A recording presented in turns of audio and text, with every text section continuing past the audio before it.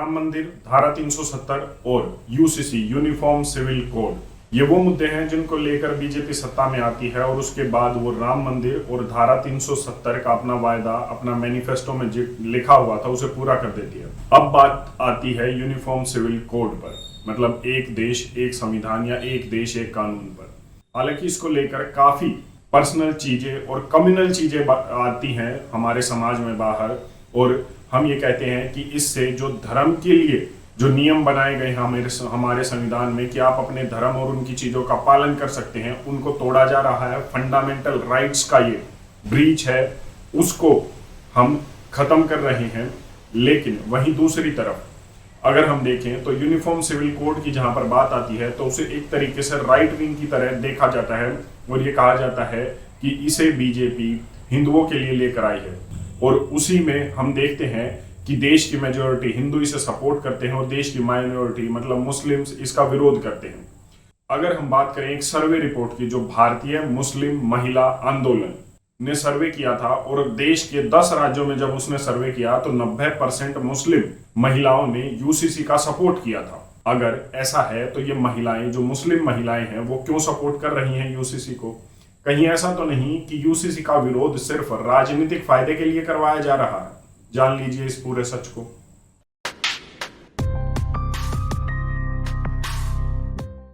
अंग्रेज 1835 में एक सर्वे रिपोर्ट लेकर आते हैं जिसमें वो ये कहते हैं कि देश में यूनिफॉर्म सिविल कोड की जरूरत है, और उसके बाद उस समय उन्होंने पर्सनल लॉज को अलग से रखा था। जो धर्म के नियम हैं उनको साइड में रख दिया था कि हम इन्हें नहीं छेड़ रहे हैं। शायद उस समय उन्हें डर था कि कम्युनल वायलेंस जैसी चीजें ना हो जाए और उनकी सत्ता या जो वो राज कर रहे हैं उस पर कहीं ना कहीं खतरा ना आ जाए। इसके बाद देश को आजादी मिलती है और उसके बाद संविधान बनाया जाता है। बी.आर. अम्बेडकर भी ये कहते हैं कि देश को यूनिफॉर्म सिविल कोड होना चाहिए। और आज अगर हम बात करें तो 1961 से हमारे देश के एक राज्य में, गोवा में, यूनिफॉर्म सिविल कोड लागू है और कहीं पर कोई भी दिक्कत नहीं है। उत्तराखंड सरकार यूनिफॉर्म सिविल कोड का एक ड्राफ्ट तैयार कर चुकी है। अगर हम बात करें तो अभी क्या है, अभी देश में एक ही क्रिमिनल कोड चलती है। मतलब मान लीजिए किसी भी धर्म के व्यक्ति ने कोई भी कानून तोड़ा, किसी भी कानून का उल्लंघन किया, तो उसे हमारे संविधान के हिसाब से, आईपीसी एक्ट के हिसाब से सजा मिलेगी। उसमें यह नहीं देखा जाएगा कि उसका धर्म क्या है, उसकी जाति क्या है, या वो किस अपने पर्सनल बिलीफ में विश्वास रखता है। लेकिन ऐसा सिविल मैटर्स में नहीं है। अगर कोई भी मामला सिविल कोर्ट में जाता है तो सिविल कोर्ट को ध्यान रखना होता है कि वो व्यक्ति किस धर्म से आता है, उसकी क्या मान्यताएं हैं, और उसके आधार पर ही उसे एक तरीके से हम ये कह सकते हैं सजा दी जाती है। अगर हम बात करें हिंदू, सिख, बौद्ध और जैन की, तो इन पर लागू होता है हिंदू मैरिज एक्ट 1955। और अगर हम बात करें मुस्लिम धर्म के लोगों की, तो इन पर मुस्लिम पर्सनल लॉ एक्ट 1937 ये इन पर लागू होता है। कहने का मतलब है अलग अलग है। ठीक उसी तरीके से क्रिश्चियंस पर भी एक अलग एक्ट लागू होता है जो है इंडियन क्रिश्चियन एक्ट 1872 का। ये अलग अलग कानून है। जैसे कि उदाहरण के तौर पर अगर किसी भी हिंदू महिला का तलाक होता है तो कानून के हिसाब से उसे एक मेंटेनेंस मिलता है, उसे कुछ पैसे दिए जाते हैं उसके पति के द्वारा, क्योंकि हमारे संविधान में रूल है आईपीसी एक्ट के तहत, क्योंकि वो अपना भरण पोषण करेगी, अपनी जिंदगी बिताएगी। और इसी के लिए ये सब बनाए गए थे ताकि एक इक्वालिटी आए जेंडर में, और इन सब चीजों को ही देखते हुए हमारे संविधान में प्रोविजन रखे गए। लेकिन इसके अलावा जो अलग अलग धर्म है उनको उस समय छोड़ दिया गया। जैसे कि शाह बानो केस भी जब कोर्ट में जाता है और कोर्ट डायरेक्ट करता है संसद को कि इसके लिए भी हमें कानून बनाना चाहिए और यूनिफॉर्म सिविल कोड आना चाहिए। हालांकि उस समय राजनीतिक कारणों के अलावा उस फैसले को पलट दिया जाता है और जो भी राजनीतिक फायदा हो वो सरकार ले लेती है। लेकिन बात यहां पर यह आती है, चाहे किसी भी धर्म से कोई भी व्यक्ति हो, किसी भी जाति से अगर वो आता हो, तो उसके साथ वो भेदभाव नहीं होना चाहिए।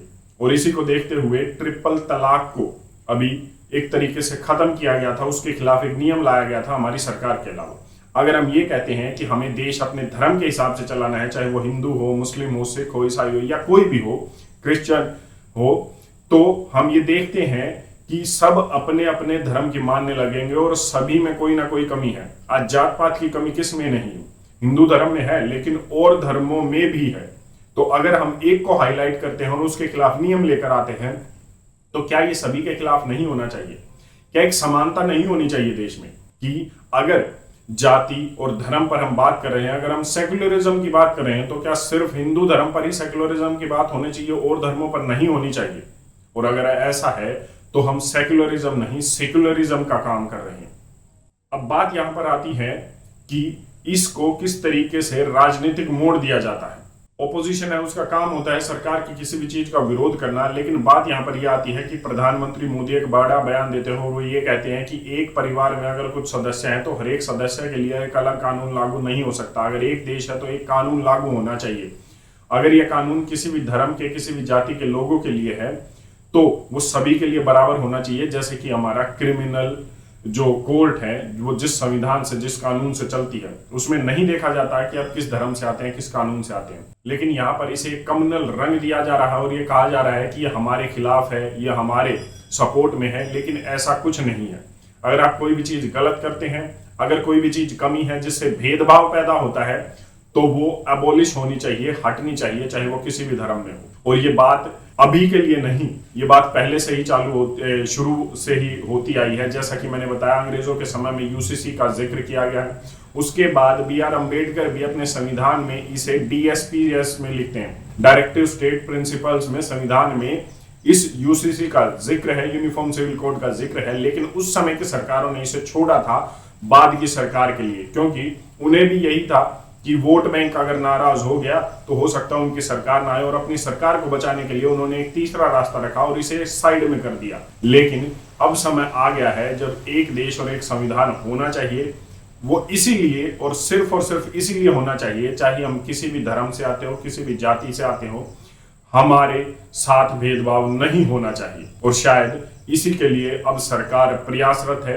लेकिन यूसीसी के लिए जो लॉ कमीशन अभी सरकार ने बनाया है, वो अब राय मांग रहा है लोगों से कि इसमें क्या होना चाहिए, किस तरीके से चीजें होना चाहिए। और किसी भी धर्म के धर्मगुरु के लिए या किसी उसके लोगों के लिए अभी एक ऑप्शन है कि वो अपना सुझाव सरकार को दे। इसमें कोई भी हो सकता है, मैं, आप या किसी भी और धर्म का व्यक्ति, कोई भी जो भारत का नागरिक है, उसे अब सुझाव देने का मौका है, सरकार को अपनी बात पहुंचाने का मौका है। और इसे कम से कम एक कम्युनल रंग तो नहीं ही देना चाहिए। आपकी इस पर अपनी क्या राय है, कमेंट करके जरूर बताएं। धन्यवाद। जय हिंद।